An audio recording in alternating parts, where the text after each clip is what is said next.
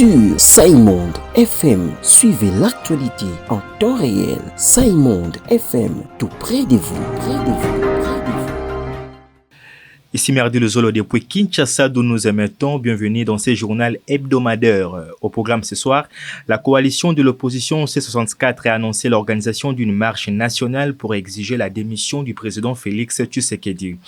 Près de 5000 anciens délinquants ex-Koulouna formés pendant environ 2 ans au centre de Kanyamaka CC et désormais présentés comme des bâtisseurs de la nation doivent être acheminés à Kinshasa ce week-end pour participer aux opérations d'assainissement de la capitale. Et bonne nouvelle pour les amoureux du sport, la République démocratique du Congo a tenu tête à son adversaire le Portugal en arrachant un match nul, une première performance de Léopard dans cette compétition. C'est tout pour le programme, place à présent au développement des titres. Saïmonde FM, tout près de vous, Prenons cette brève avant de commencer. Selon le Bureau des droits de l'homme de l'ONU, au moins un manifestant aurait été tué et 38 autres blessés lors de manifestations organisées le 12 juin à Kinshasa par la coalition C64. Parmi les blessés figureraient également plusieurs dirigeants de l'opposition. Le haut commissaire aux droits de l'homme, Volker Türk, a condamné les violences signalées et a rappelé que les autorités ont l'obligation de garantir le droit des réunions pacifiques et d'inutiliser la force qu'en dernier recours conformément au droit international. Il a également salué l'annonce faite par les autorités congolaises d'ouvrir une enquête sur les incidents, tout en demandant que cette enquête soit efficace, indépendante, transparente et impartiale. La coalition de l'opposition congolaise C64 a annoncé l'organisation d'une marche nationale le 8 juillet 2026 pour demander la démission du président Félix Tshisekedi. Selon les déclarations de l'opposition, le président a violé la Constitution en soutenant un processus pouvant conduire à une révision constitutionnelle et, selon l'opposition, ouvrir la voie à un 3e mandat. On écoute Martin Fayulu dans ses propos traduits. M. Félix Tshisekedi a trahi le serment qu'il a prêté conformément à l'article 74 de la Constitution.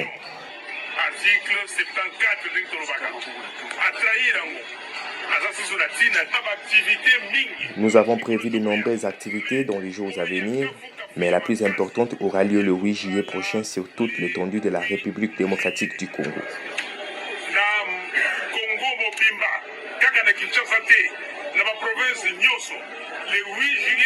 Le 8 juillet, nous organiserons une marche dont le point de chute sera le palais de la Nation afin d'exiger la démission de M. Félix Tshisekedi.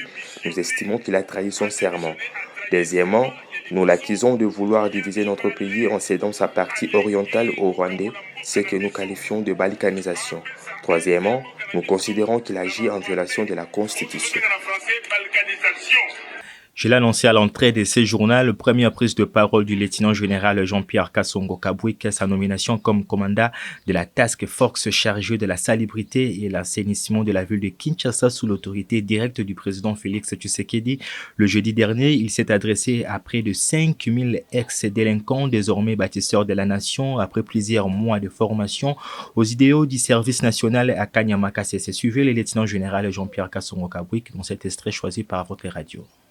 Nous allons nous occuper de l'assainissement de la ville de Kinshasa en même temps, de mettre fin à l'incivisme environnemental qui bat son plein dans la ville de Kinshasa où on voit les gens jeter les immondices sur la voie publique, sur les emprises publiques, où les gens construisent sans prévoir des fosses septiques et ils laissent les déchets de leurs fosses septiques dans le caniveau, où les gens s'adonnent à tout ce que vous connaissez comme acte d'incivisme dans la ville de Kinshasa. Et nous, en tant que bâtisseurs de la nation, inclus dans la task force, nous avons reçu cette mission de la haute hiérarchie d'y mettre fin. Je ne dirais pas que c'est la fin de la récréation, je ne sais pas s'il y avait récréation, mais nous avons une mission à accomplir, nous avons des objectifs à atteindre et nous avons un résultat qui est attendu de la part de la haute hiérarchie.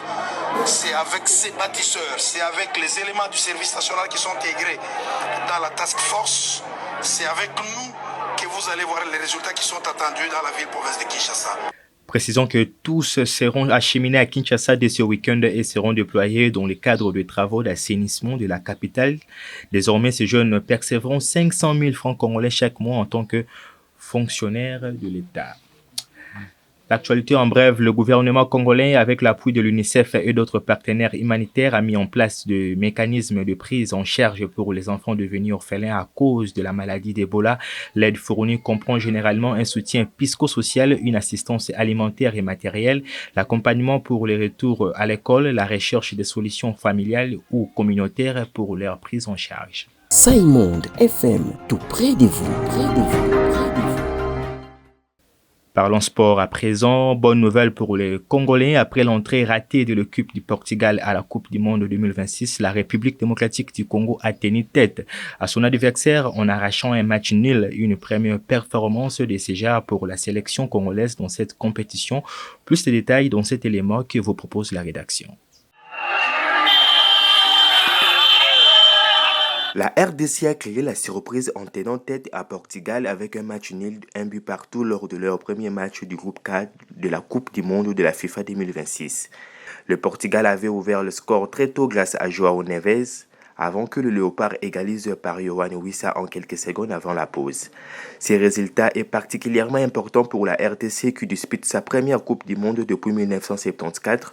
Les Congolais ont eu des occasions de l'emporter en seconde période, mais sans succès. Pour le classement du groupe K, ce nul donne un point à chacune des deux équipes avant le prochain match contre la Colombie. Le coup d'envoi est prévu dans la nuit du 23 au 24 juin 2026 à 3h du matin heure de Kinshasa. Et le dernier match de Léopard sera ensuite contre l'Ouzbékistan le 27 juin 2026. Le buteur de la sélection congolaise, Yohan Wissa, s'est dit fier de sa prestation après plusieurs semaines de travail acharné. Écoutons sa réaction. Très fier aujourd'hui, forcément, parce que on a travaillé très très dur, ça a été très très compliqué, face à une équipe meilleure que la nôtre. Mais voilà, on a été vaillants, résilients, et le premier but c'est une grosse fierté. C'est une grosse fierté parce que c'est à l'image de l'équipe. Et le plus important c'est de continuer maintenant. Entre-temps, le président de la République démocratique du Congo, Félix Tshisekedi, a appelé tous les Congolais de continuer à soutenir le joueur tout en rassurant aux supporters d'une augmentation du nombre de billets lors de la prochaine tour de cette compétition. On le suit.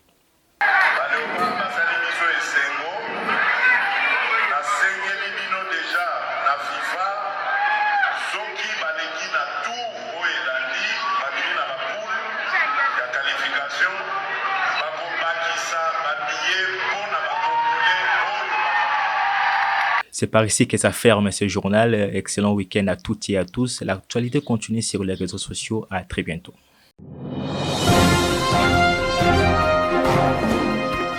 Sur Saimonde FM, suivez l'actualité en temps réel. Saimonde FM, tout près de vous, près de vous.